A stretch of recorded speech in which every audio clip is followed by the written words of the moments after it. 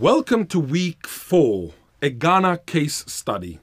This week you will meet Rob Amory, who will lead you through the loss and reclamation of the South Australian Aboriginal language spoken in Adelaide, Ghana.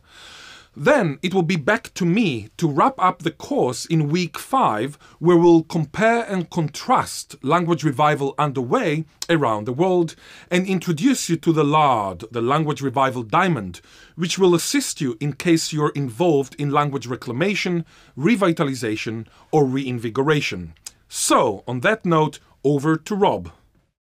By contrast with Israeli Hebrew, which is the official and national language of a nation-state, has many millions of speakers and a vast body of historical documentation, Ghana is a language that belongs to a relatively small area of land and to a small disenfranchised and marginalised people. It's being successfully revived from a fairly limited corpus of just 3,000 words or so, and virtually no texts. Ghana language is fundamentally important to me on the basis that it's my cultural heritage, it's who I am. I live and walk and breathe Ghana. I am Ghana. Ghana was in the soils of my country when my ancestors were here thousands of years ago. It's my connection to this country. This language is you only find here on the Adelaide Plains. You won't find it anywhere in the world. This week is divided into 3 parts. 1. Why reclaim Ghana and what happened? 2.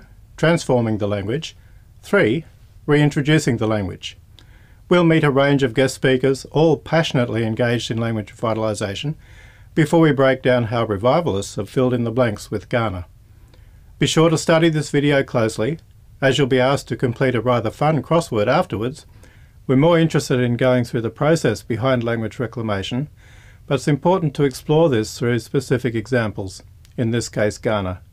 We'll challenge your thoughts and personal experience of language reclamation throughout the week in a series of forum discussions and finally a peer review. As we go through the topics this week, we encourage you to think about the history of the languages in your own region. For example, what languages in your locality are at risk or undergoing revival. Namu Nataru. Let's get on with it.